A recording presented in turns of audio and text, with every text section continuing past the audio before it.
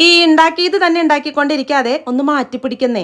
അപ്പോൾ വെളിച്ചെണ്ണ ചൂടായ ചട്ടിയിലേക്ക് വലിയൊരു സവാള എരിഞ്ഞതും 2 തണ്ട് കറിവേപ്പില ഇട്ടൊന്നങ്ങ് മിക്സ് ആക്കിയതിന് ശേഷം 2 പച്ചമുളക് ചെറുതായി എരിഞ്ഞതും 1 ടേബിൾ സ്പൂൺ ഇഞ്ചി വെളുത്തുള്ളി ചതച്ചതും ഇട്ട് നന്നായി വഴന്നു വരുമ്പോൾ 1/4 ടീസ്പൂൺ മഞ്ഞൾപ്പൊടിയും ഓരോ ടീസ്പൂൺ വീതം മുളക് പൊടിയും മല്ലിപ്പൊടിയും 1/2 ടീസ്പൂൺ ഗരം മസാല ഇട്ട് പൊടികളുടെ പച്ചമണം മാറുമ്പോൾ കുറച്ച് ഉപ്പും കുരുമുളകും ഇട്ട് വേവിച്ച് ക്രഷ് ചെയ്തെടുത്ത ചിക്കനാണ് ഇത്. അപ്പോൾ അതിട്ട് നല്ലപോലെ മിക്സ് ചെയ്ത് ലാസ്റ്റ് കുറച്ച് മല്ലിയിൽ ഇട്ടെടുത്താലും മസാല സെറ്റ്.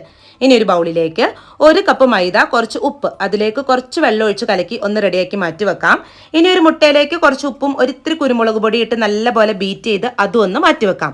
ഇനി ഒരു ഇത്തിരി ഓയിൽ ബ്രഷ് ചെയ്ത പാനിലേക്ക് ഓരോ തവിയായിട്ട് ഒരു അപ്പം പോലെ പരത്തി അതിൻ്റെ സൈഡിലായിട്ട് ഒരു ഇത്തിരി ഫില്ലിങ്സ് വെച്ചിട്ട് ഇതുപോലെ ഒന്ന് മടക്കി കൊടുക്കാം.